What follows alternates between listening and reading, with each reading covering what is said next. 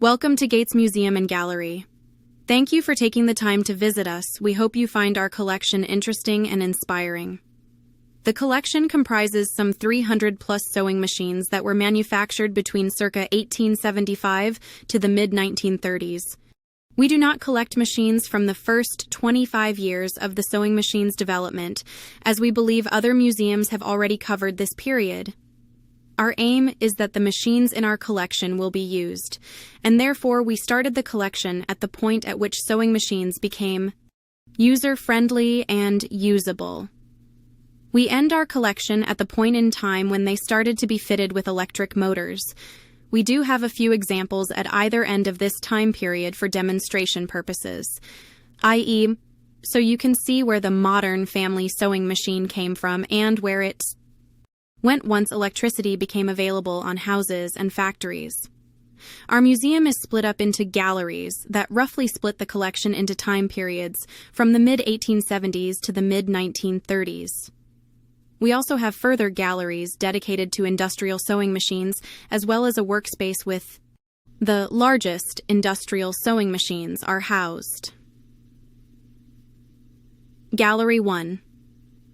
In the beginning, we start our story with some examples of old rusty and neglected hand-crank sewing machine that were destined for the scrap metal yard, as was the fate of the majority of the millions of old black cast iron sewing machine over the past 50-plus years. These examples, typical of those discarded, can be seen on the first gallery on the display shelves at the start of the museum's collection displays.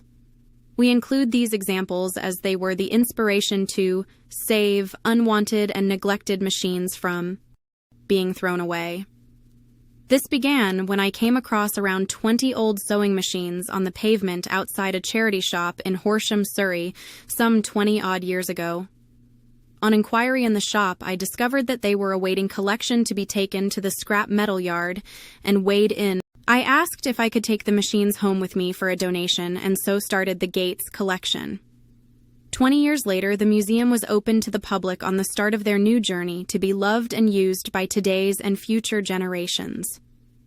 In the first gallery, examples of the early machines can be seen, including the Howe and Singer machines that started the sewing machine revolution.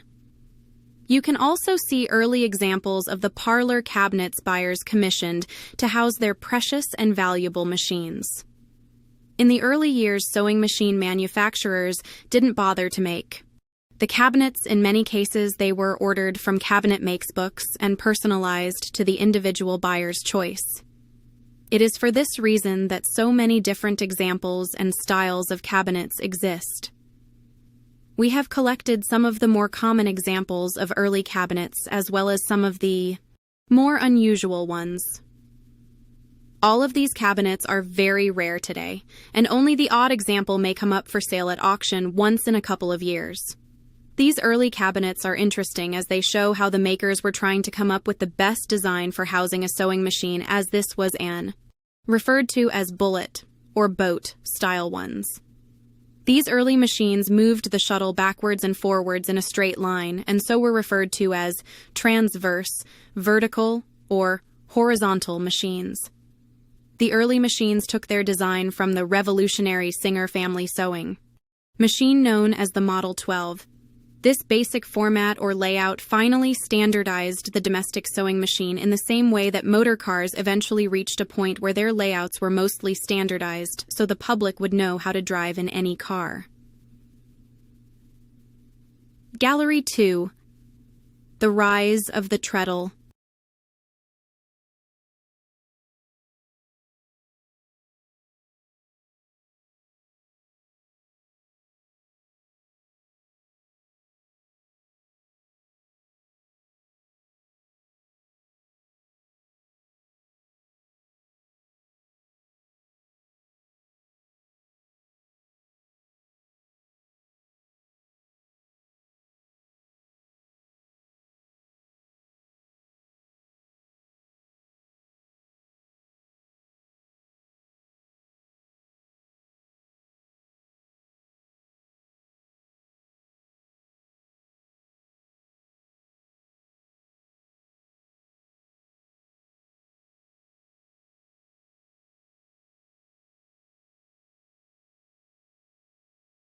red mahogany, solid not veneer, that was made for some fine household during the First World War in 1917. We have its original receipt to prove it. This cabinet would have been like ordering a fine Rolls-Royce of the same period. We also have a couple of the very popular Singer Parlor drawing room cabinets that they, Singer, manufactured over many decades. Such was its popularity. We have it in its original Victorian form, along with its patent documents, as well as its final form from the 1920s, at the cusp of electric machines changing everything, cabinet-wise. At the far end, you can see some very interesting domestic brand machines, as well as some very interesting New Williams, Canadian machines. Note, the hand crank on the New Williams is the same unique design as on the domestic brand models. This design of hand crank was unique to domestic, so seeing it also featured on the New Williams is very unusual. We have a large collection of American designs in the third gallery, both hand crank as well as many treadle examples. The American machines have their own design style that is markedly different to the European British models. Many of the big American brands are featured here in the collection. Gallery 4, The Fall of the Treadle. Moving into the fourth gallery, we move forward in time to the 1920s and 30s. The noticeable evolution seen here is the decline of factories the movement was so against. We can also see the move to the Art Deco period with the arrival of curves. The machines of this period also featured the use of highly polished and gleaming chrome plating. Gone was the dull nickel plating of the earlier models, or even the simply polished bare steel seen on many earlier machines. During the 1920s and 30s, the sewing machine technology didn't evolve much, but the manufacturing and finishes made the machines look fresh and modern, despite the fact that they were really still Victorian machines. Oil-lubricated machine that was simply too well designed and built. Subsequently, it was far too expensive to market and sell to the average consumers of the early 1930s. Think Great Depression. The 101 was only made available in the American market, so only 110V electric motor. This was a further limiting design choice that hobbled the product from the outset. There was one saving grace in that the wooden table cabinet, designed and manufactured especially for the 101 electric sewing machine, was so popular that it became the main format sold by Singer for the following 2 decades. It was so successful that other manufacturers, notably Jones in Britain, produced almost identical copies of the format. We also have Singer second follow-up electric machine, the 201K, that went on to earn the reputation of the best Singer sewing machine ever produced. Still sought after by sewers today as the most excellent machine to sew on, such was the quality of manufacture and superiority of its design. You can also see here examples of the first ever domestic sewing machine that did something other than sew in straight lines. The Ferrisinger zigzag machine, the 206. This format went on to define pattern sewing, with the subsequent model 306 and 319, with their fashion discs that enabled many stitch forms to be produced. It was at bit like when home PCs and printers were given fonts. You can also see here one of Singer's most iconic sellers, the Model 99 in its early electric format, launched at the 1934 Chicago Century of Progress Fair, and its subsequent relaunch 30 years later in the 1960s, with a plastic cover tray fitted to the underside of the still cast metal body.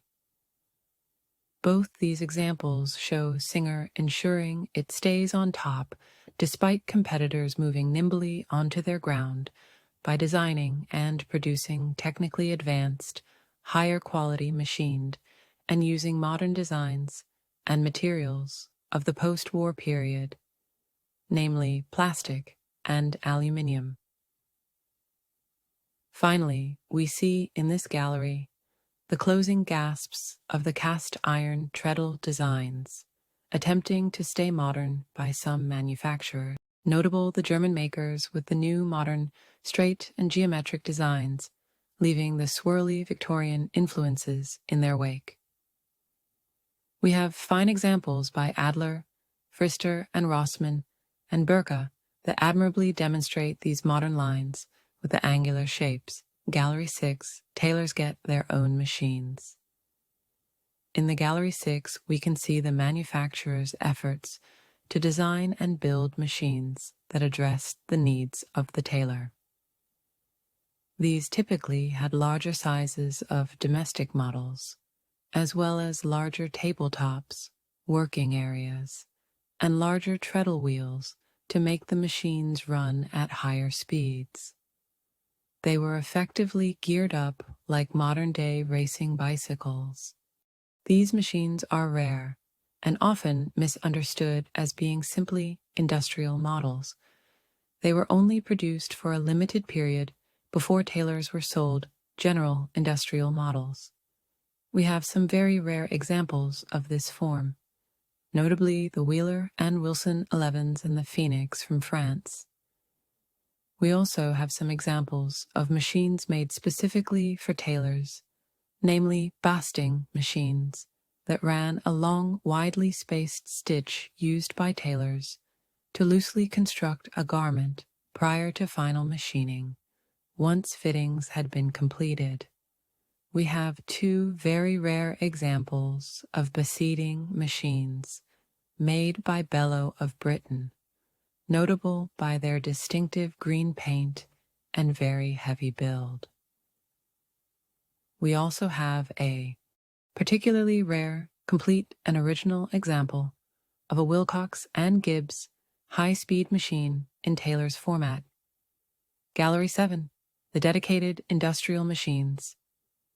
Around 1/3 of our collection comprises industrial sewing machines, mostly, but not all, Singers, due to their total dominance of the industrial marketplace, following their skillful takeover of their main competitor Wheeler and Wilson in 1903.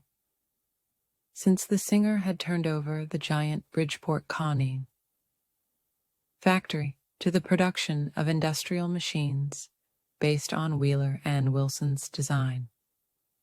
Singer made literally hundreds of job-specific machines, so they had a machine for every sewing task. Where a competitor produced a design that they didn't have, they would simply copy it. This can be seen again and again with key markets such as glove, hat, shoe, etc. machines. Singer had the scale and resources to outproduce any competitor in the industrial machine space.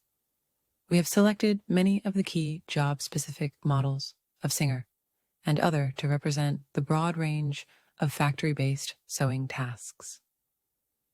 You can see machines for making buttonholes, sewing on buttons, adding patterns to the backs of leather and other gloves.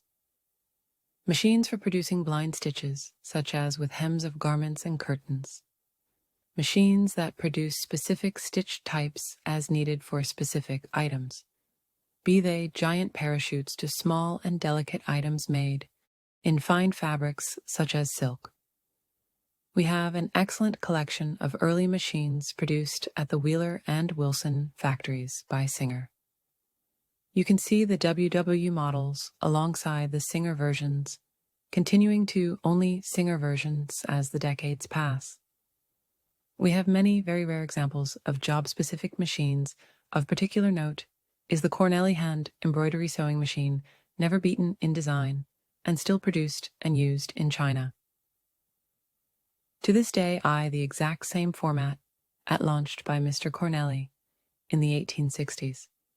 Gallery 8, the workroom, the mite ones. In our last space, we refer to as our workroom, as it is where machines will be demonstrated and used by all who wish to participate. We also use this space as our studio to produce all the museum unique photographic art original image scans. Also, in this wonderful period space, we house a collection of the largest industrial sewing machine ever produced for commercial sale. We have examples of mite machines used for making and repairing ships, vast sails, as well as machines designed specifically to darn the holes in the bottom of giant wool sacks. We have a couple of unique examples of factory machines used in the shoe and boot industry to sew the soles of shoes to their uppers. We have the original Victorian example of the famous Goodyear outsole stitcher, as well as its rival, Blake insole stitcher. Both these machines